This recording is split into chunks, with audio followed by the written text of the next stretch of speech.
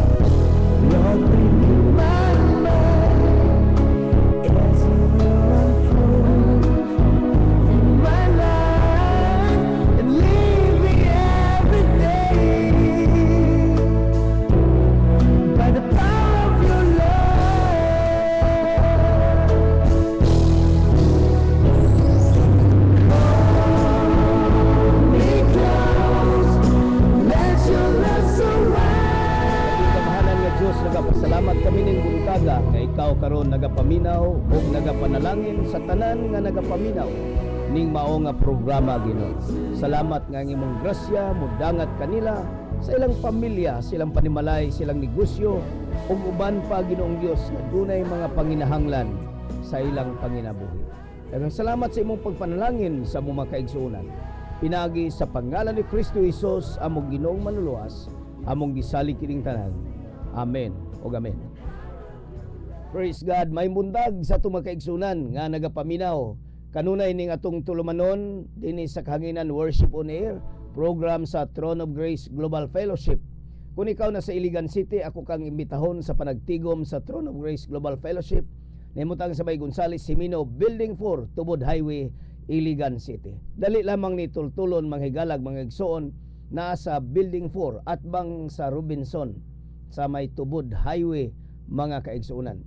Magsugod alas 9 ang takna karong buntag og unya sa Wednesday 6 o'clock sa gabi, sa Saturday 6 o'clock sa buntag mo kinato ang services mga igsoon sa Throne of Grace Global Fellowship. Ug alang sa mga batanon ang atong youth service every Friday 6 o'clock in the evening. Salamat kayo sa inyong pagpaminaw o pagpanalangin o sa inyong tinguha nga muatin kamo sa mga services sa Throne of Grace Global Fellowship. Karong Domingo mga kaigsunan, usa ka Mother's Sunday. So mo ingon ako sa tanang mga mothers, Happy Mother's Sunday kaninyong tanan. Ang Ginoo magpanalangin kaninyo, ingon nga usa ka inahan nga maoy suga sa panimalay og kuyog kanunay sa mga kabataan, labi na itong mga mothers nga ang ilahang mga bana na sa abroad kamo mo'y nahimong instant nga father and mother in the family. So congratulations sa inyong success sa pagdumala sa mga bata, sa inyong tagsa-tagsa ka panimalay mga igsoon. Og mingon ko happy birthday kadto kang Miss Pa Lincio sa iyang pagsaulog sa iyang natawhan karong adlaw. More birthdays to come upon your life, Sister Miss Pa. Ang Ginoo magapanalangin kanimo daghan pa kayong mga katuigan nga mga malipayon nga mga katuigan sa imong kinabuhi. Ang Ginoo magagamit kanimo o magpabilin kang madasigon sa buluhaton diha sa Ginoo. Ako nasayod nga ang Dios mga kaigsuunan sa kaluoy og ang Dios magapanalangin kanimo. Praise God. Happy birthday. Og salamat sa atong mga kaigsuunan nga nagasuporta sa atong mga sabuluhaton dinhi sa kahanginan. Dalaygon ang Dios og salamat sa Ginoo nga kamo nagatabang ni maong buluhaton. Ang Ginoo magpanalangin kaninyo. Og salamat sa Ginoo nga ang atong record mga kaigsunan is 115 ang high school og ang elementary sa scholarship nato mga kaigsunan. Pero 100 pa lang dunay 15 mga kaigsunan na kinahanglan og mga sponsors. So kung ikaw gibati nimo nga motabang ka nining 15 mga igsoon, motabang ka ni maong 15, ako kang encourage nga pahibala lang ko kay kining 15 naa sa line up mga kaigsuunan nga dili unta sila ma-lift out sa atong scholarship program nga kining 15 mga igsoon. So ang Dios magapanalangin. Karon moadto ta si mensahe sa pulong sa Ginoo nga mabasa mga kaigsuunan dinhi sa Book of Job chapter 9 verse 32 and 33 nagaingon ri. For he is not a man as I am, that I should answer him, and we should come together in judgment. Neither is there any daysman betwixt us that might lay his hand upon us both. In chapter 16 in the book of Job, verse 21, O that one might plead for a man with God, as a man pleadeth for his neighbor. Nakinahanglan og kanaunta siya usa ka tawo nga magapangaliupo sa Dios og magapangaliupo sama sa iyang pagpangaliupo sama sa iyang silingan. Ang mga tinguha ni Job mga kaigsunan dunay gitawag og ang iyang gipangandoy mo kanang intercessor. Kanang intercessor ang bot pasabot na mga igsuon is to intercede. To intercede or this is pass between or an act of two parties with a view of reconcile those who differ or contend. Sa to ba mooy mo anha sa taliwala ang intercessor. Sa lahi nga pagkasulti gitawag ka nag mediator or mediate to mediate. Being between two extremes to interpose between parties as an equal of each, to negotiate between persons who are at variance with the purpose of reconciling, to mediate a peace. Sa ito pa ang intercessor, kini maoy mutindog sa taliwala para sa kalinaw sa duha nga nagkabangi. Ang intercessor mga kaigsunan, walay lain sa Bible si Hesukristo ang atong intercessor. Dunay duha ka panginahanglan sa tao mga igsoon. Number one is man needs an intercessor or mediator to reconcile him back to God. Ang tao sa dihang nahulog sa kasalanan, nahilayo siya gikan sa Ginoo. Munang si Adan ug si Eva gipangita sa Dios sa garden sa Eden, mingon ang Ginoo, Adan, hain ka naman. Nagtago si Adan ug si Eva.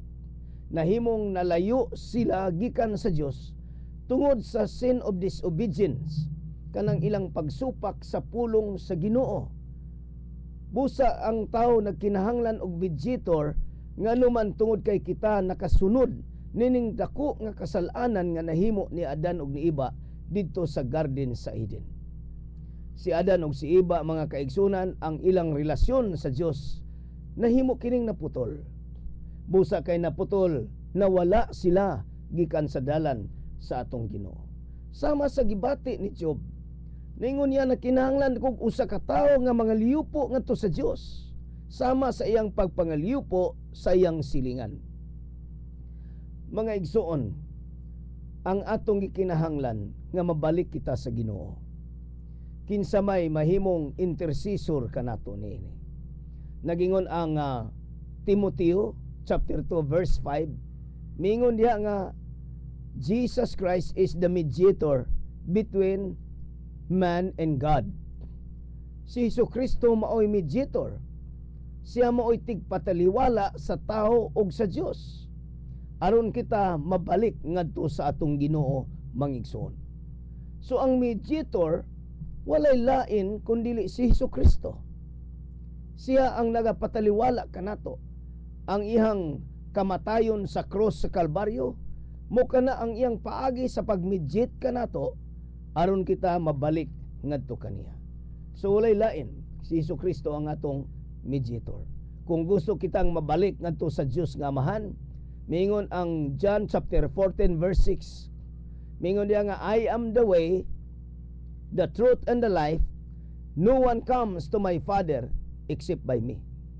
So kining mediation, gingon diya nga walay makaadto sa Dios nga Amahan gawas kung pinaagi kanako.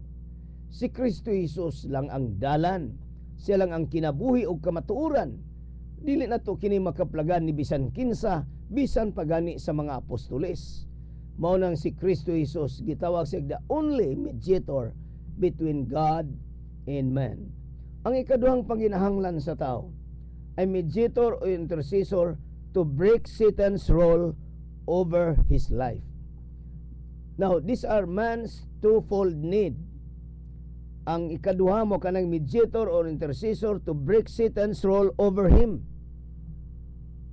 Ang kaaway nga maong yawa ni take advantage tungod sa kapakyasan ni Adan ug ni Eva. Nagaingon ang Genesis 3:15, and I will put enmity between thee and the woman, and between thy seed and her seed, and it shall bruise thy head, and thou shalt bruise his heel. Nakita nato diri man kaigsuunan nga gitagna ng daan nga si Kristo Jesus matao siya aron siya mooy mobunal sa agtang sa kaaway. Now, the word head, there is a Hebrew word rosh, which means to break hardship. Sa ito ba, bukon niya ang maggahi, mga kaigsunan nga nagababag niini.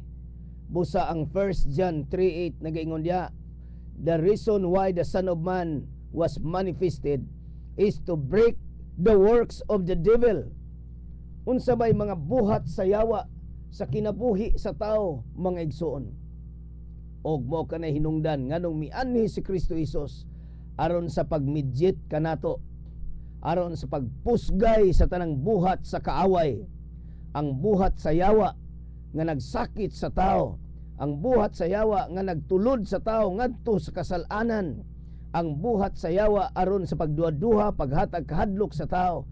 Karon si Kristo Jesus mao nay mobunal sa iyang ulo ug mopusgay sa tanang buhat sa kaaway aron kita makabaton og kagawasan, mga kaigsunan. Makabaton kitag kaayuhan, makabaton kitag milagro, makabaton kitag kagawasan og kaluwasan sa atong kinabuhi sa atubangan sa Dios.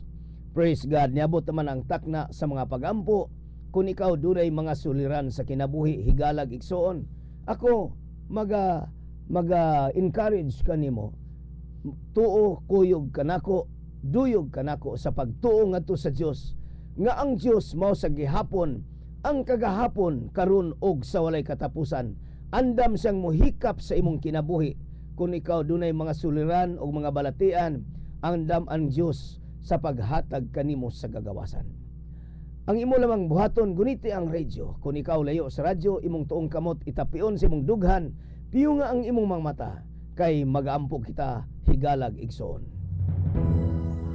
Labing gamahanan nga Dios Amahan nga mahigugmaon, nagbuhat sa langit og sayuta, lakip na niini ang among kinabuhi. Ako nagampo nga ituyhad ang imong kamot aron sa paghikap sa panginahanglan sa among makaigsuunan, panginahanglan sa milagro sa kaayuhan sa ilang panglawas. Ikaw nagaingon nga pinagi sa mga labod ni Jesus na ayo na kamo kini nga milagro sa kaayuhan. Akong gisulti dinhi sa kahanginan nga mudangat karon sa matag usa nga nagapaminaw ning maong programa. Ginoo, panalangin ang mga pamilya na kinahanglan silang kalinaw. Panalangin ang mga kaigsuunan nga nagkinahanglan silang panalangin pinansyal. Labi na sa pagsugod sa klase sa mga estudyante para pang enrollment. Ginoo, nag-ampo-apong ikaw magapanalangin ka. Daghang salamat sa imong pagpanalangin kanamong tanan. O kini among gipasalamatan pinaagi sa pangalan ni Kristo Jesus, among Ginoo panuluwas. Amen ug amen. Praise God. Higalag igsuon ining buntaga ako nagtuo nga ang Dios na ay gihimo sa imong kinabuhi. Tindog lamang niining taknaa ug ingna, daghang salamat Ginoo sa imong pagpanalangin ka. Sultiha ako nining siminahuna giunsa ka pagpanalangin sa Dios. Inig abot mga kaigsunan sa imong text, ako kang i-greet dinhi sa kanginan. Og salamat sa Dios nga ang Ginoo nagakuban kanimo.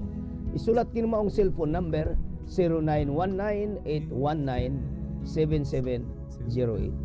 Akong Osbon 0919-819-7708. Kung ikaw gusto usab nga mutan-aw pag-usab niini pinagi sa Ostream Radio, ako kang giawhag nga i-open lamang ang akong Facebook sa Rudy 2000 din muad kag 1K at yahoo.com. Praise the Lord. Salamat kay sa inyong pagpaminaw. Gayo kalimot pagkikibalag kanako dito sa Throne of Grace Global Fellowship nimutang sa may Gonzales Simino Building 4, Tubod Highway, Iligan City at bang sa may Robinson. Nakita sa 4th floor sa Kalamang o magkita taon niya. Daghang salamat sa imong pagpaminaw. Kini si Pastor Rudy magaingon, ang Dios magapanalangin kanimo og magauban kanimo. Sa ngalan, samahan sa Anak Espiritu Santo. Amen. Bye-bye. God bless you all. Let the wind sing.